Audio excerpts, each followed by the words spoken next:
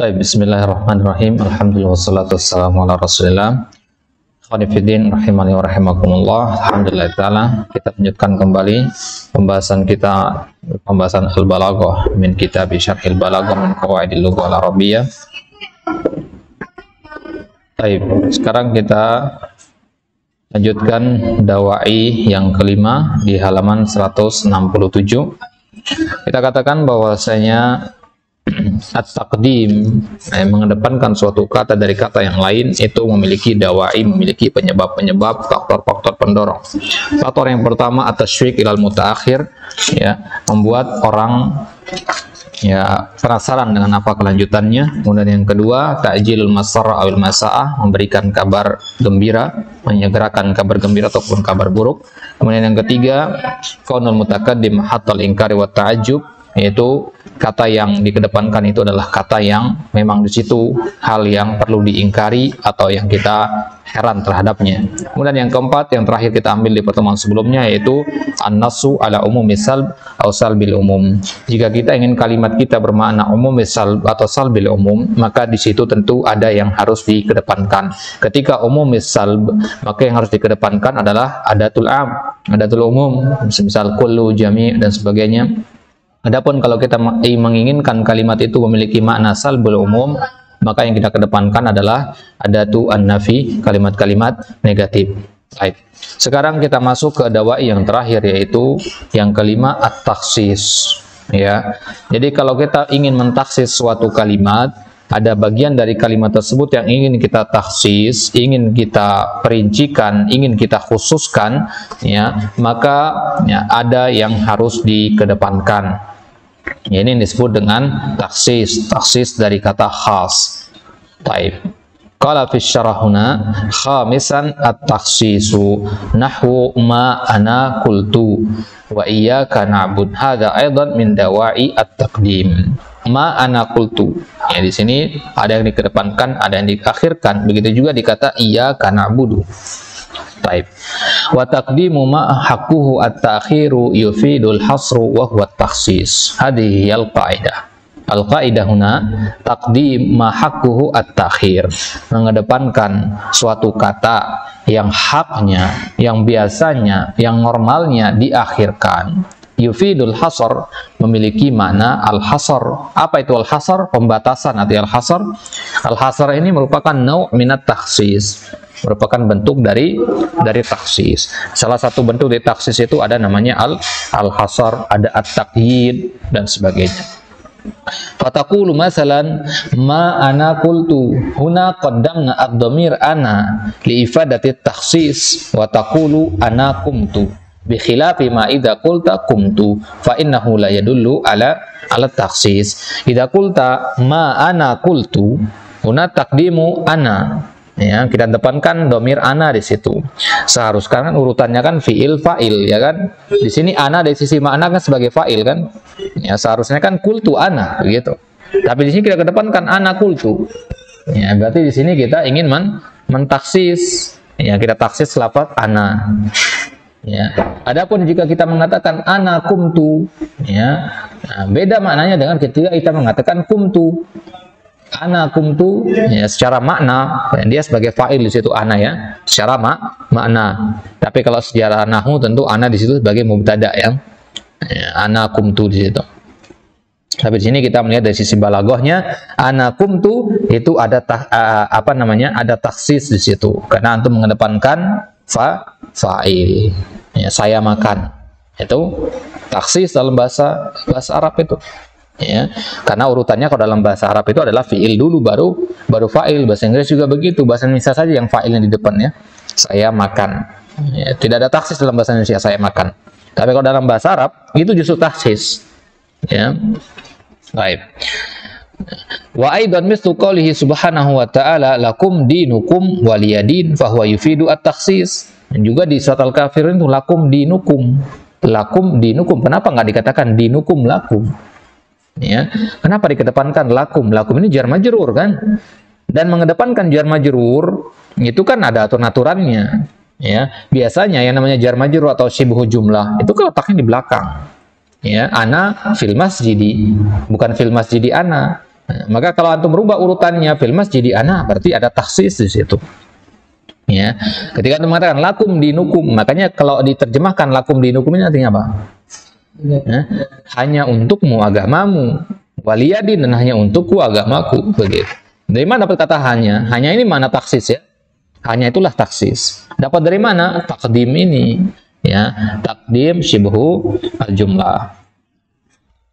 Baik. Bahwa yufidu at-takhsisuna. Kadzalika iyyaka na'budu, begitu juga iyyaka na'budu qaddamallahu ta'ala al-maf'ula lit-takhsis. Allah di sini mengedepankan al-maf'ul. Ya. Maf'ulnya di situ dhamir al-kaf, iyyaka. Seharusnya kan na'budu ka, begitu ya. Na'buduka. Tapi ini dikedepankan iyyaka. Walau qala ta'ala na'buduka lamma dalla 'ala takhsis, ya. Walakana minal jaiz na'buduka wa na'budu ghairaka, lakin iyyaka na'budu ay la na'budu illa iyyaka. Fa idan sarat takhsisu min dawa'i at-taqdim. Ini balaghatul Quran. Ya, kalau dia mengatakan la na'budu illa iyyaka, ya, ini tidak ada nilai sastranya di situ. Kalau katakan iyyaka na'budu, lebih ringkas kalimatnya dan makna yang ingin disampaikan pun terpenuhi. Baik. Kemudian qala al-mu'allif rahimahullahu taala, selesai kita dari dawai yang kelima di situ, yaitu at-takhsis. Sekarang mu'allif di sini mengatakan, yaitu mu'allif bukan Syekh Utsaimin maksudnya di sini ya. Mu'allif ya Syekh Hifni Nasib dan kawan-kawannya mengatakan walam yudkar likullin min at-taqdimi wat ta'khiri dawain khassah.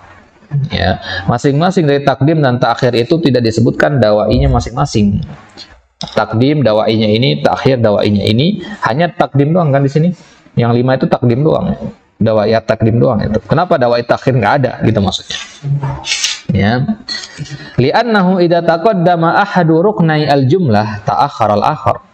Karena ada 2 rukun kalimat, salah satunya dikedepankan, berarti yang salah satunya pasti harus diakhirkan. Ketika antum mengatakan atas, pasti ada bawah.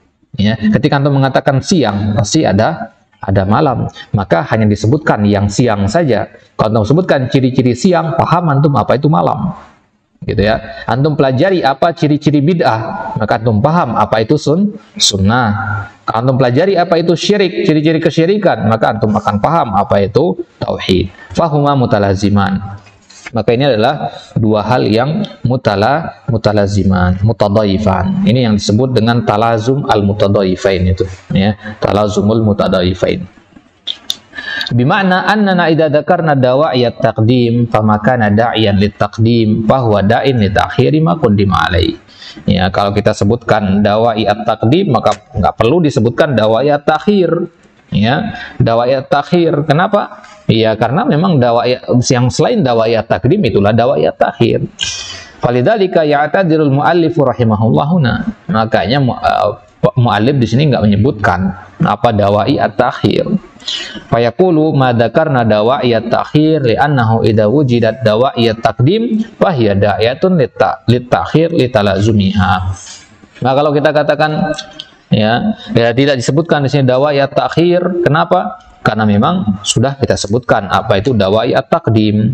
Kalau kita katakan ini yang menyebabkan adanya takdim, berarti itu juga penyebab takhir. Paham maksudnya ya? Dia penyebab takdim dan takhir sekaligus, gitu maksudnya. Ya. Iz inna taqdima wa ta'khira la yatasawwaru ahaduhuma illa biwujudil akhar. Karena nggak mungkin kita bayangkan adanya takdim tanpa adanya takhir. Tidak juga antum bisa bayangkan mana takhir kalau nggak ada takdim. Kedua-duanya suatu yang mutalazimain, ya. Harus berhadapan begitu, harus ada dua-duanya. Mislu qabla wa ba'da. Ya, nggak ada istilah qabla kalau nggak ada istilah ba'da. Ya. Wa fawqa wa tahta, ya, wa ma asbah dzalik. Fa kullu fawqin lahu tahat wa kullu ba'din lahu qabl. Ya, setiap ba'd pasti ada qablnya. Ketika antum mengatakan ba'dal maghrib, oh berarti ada qablal maghrib. Ya. Ketika antum mengatakan fauqal kursi, pasti ada tahtal kursi. Ya, wa hakadha. Wa hadha yusammunahu talazumul mutadhaifain. Nah, ini dia yang disebut dengan talazum al-mutadaifain. Wa mana al-mutadaifain ay alladaini la yuqalu ahaduhuma illa bil akhar. Mutadaif itu artinya yang satu tidak akan ada tanpa adanya yang satu lagi. Ada yang A pasti ada yang B, ada siang ada malam, ada gelap ada terang. Maka seseorang yang selalu melihat hal-hal yang terang, dia nggak akan tahu bahwasanya ada yang namanya gelap. Ya, begitu juga sebaliknya. Ya, orang yang hidup misalkan dalam kondisi, ya, misalkan dia qadarullah misalkan buta, ya, yang dilihat hanya kegelapan saja, maka dia akan mengira bahwasanya dunia ini isinya ya hanya begitu. Begitu juga orang yang buta warna, ya. Orang yang buta warna itu melihat sesuatu hitam putih saja. Ya, maka ya, bagi dia dunia ini warnanya seperti itu. Ya, karena tidak ada hal yang yang mutadaifnya. Baik, itu dia akhir dari pembahasan di bab yang ketiga, fit taqdimi wat takhir. Kesimpulan kita bahwasanya takdim dan takhir itu pasti ada tujuannya. Ya, tujuannya apa? Tujuannya itu tergantung kepada dawainya apa.